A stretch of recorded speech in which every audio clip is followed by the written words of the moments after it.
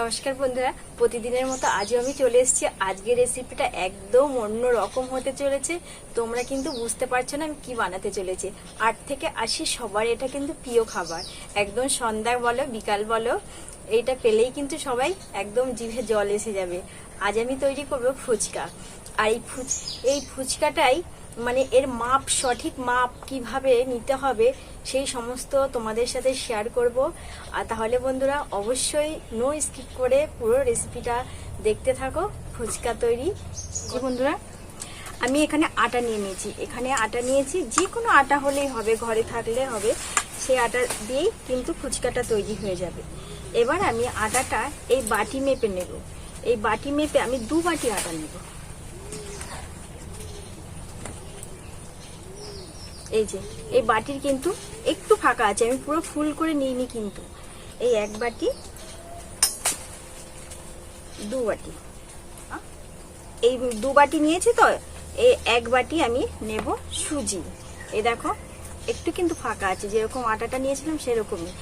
এই মাপটা সঠিক নিতে হবে, তাহলেই হবে ফুচকা। আর এইটা এবার এর মধ্যে মিশিয়ে দেবো।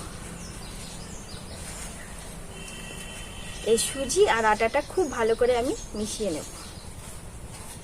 এই দুটোই কিন্তু খুব ভালো করে মিশিয়ে নিয়েছি বন্ধুরা। এখানে আমি একটু দিয়ে দিলাম বেকিং সোডা। আবারও আমি খুব ভালো করে সবগুলো মিশিয়ে নেব। সব মেশানো হয়ে গেছে। এবার জলটা একবারে আমি দেব না, অল্প অল্প করে জল দেব।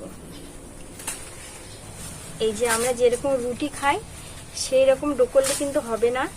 এই ফুচকার জন্য ডোটাকে শক্ত করে মাখাতে হবে। এর জন্য জলটা খুব অল্প অল্প করে দিতে হবে। আটাটাকে খুব ভালো করে কিন্তু মেখে নিয়েছে। আর এই যে এরকম শক্ত, এই দেখো আমি আঙুলটা দিচ্ছি কিন্তু এরকম চাপতে হচ্ছে, তবেই কিন্তু আঙুলটা বসছে।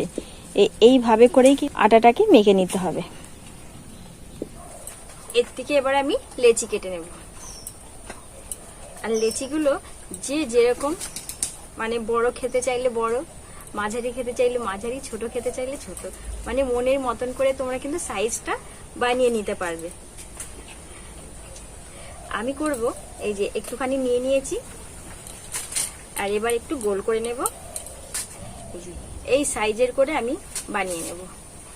আর এইভাবে করে আমি প্রত্যেকটা লেচি কিন্তু কেটে নিচ্ছি বন্ধুরা। এইদিকে আমি দেখো ফুচকার জন্য এইভাবে করে লেচিগুলো আমি কেটে নিয়েছি। আর আমার একটু ছোট বড় সাইজ আছে, কেউ একটু বড় চাইলে বড় খাবে, এর জন্য আমি এক সাইজ করিনি, একটু 19-20 আছে। এবার আমি এগুলোকে বেলে নেব। থালাটা মধ্যে আমি বেলে নেব, এইভাবে করে নেব। আর একটু হাত দিয়ে চেপে নেব।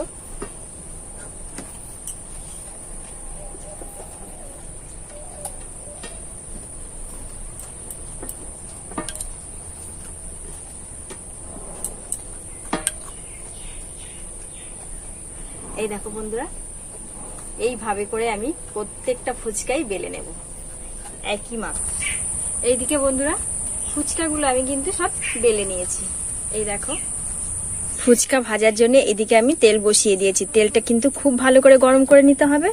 এবার আমি একে একে ফুচকা ছেড়ে দেব।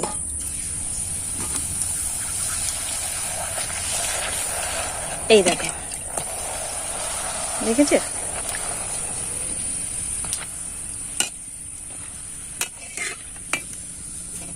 এই দেখো বন্ধুরা কত সুন্দর ফুচকা হয়ে গেছে, দেখেছো? আবারও আমি ছেড়ে দেবো। দেখো বন্ধুরা, দেখেছো কত সুন্দর ফুলছে।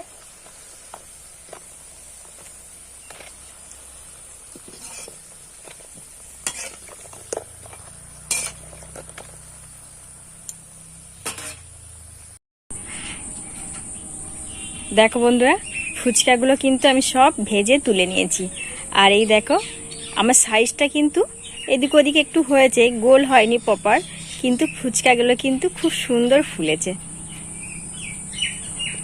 ভেতরটা কেমন মুচমুচে হয়েছে দেখাচ্ছি। এই দেখো, দেখেছো? এই দেখো ফুচকাগুলো কি সুন্দর। এবার আমি ফুচকার জন্য আলু নিয়ে নিয়েছি। আলুটাকে আমি আগে থেকে সিদ্ধ করে নিয়েছি। এবার এর মধ্যে কিছু পরিমাণে মশলা মিশিয়ে দেবো।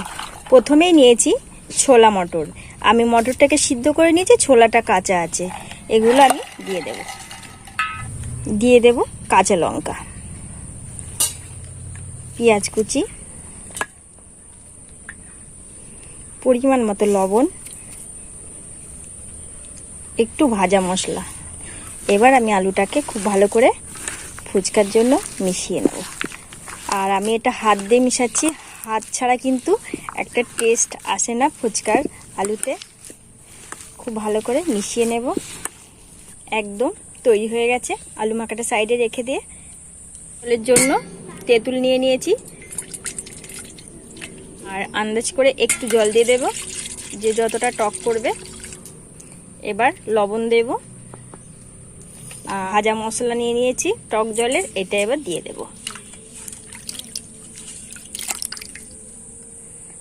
আর টক জলে একটু লেবু না দিলে কিন্তু ভালো লাগে না, একটু লেবু দিয়ে দেব।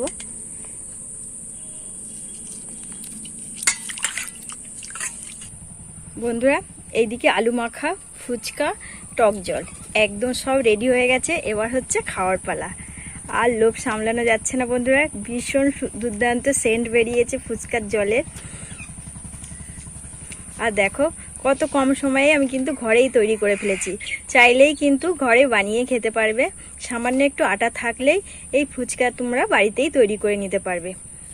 পারফেক্ট ভাবে একদম রেডি হয়ে গেছে ফুচকা, টক জল, আলু মাখা। এবার টেস্টের পালা বন্ধুরা। আমি একটা ফুচকা নিয়ে নিচ্ছি, আর এই আলু আর এই জল। এবার টেস্ট করছি।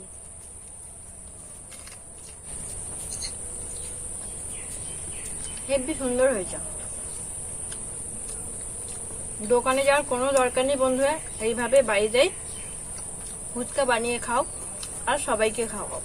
তাহলে বন্ধুরা আজ আমি এখানেই রাখছি, দেখাবো অন্য একটা রেসিপিতে।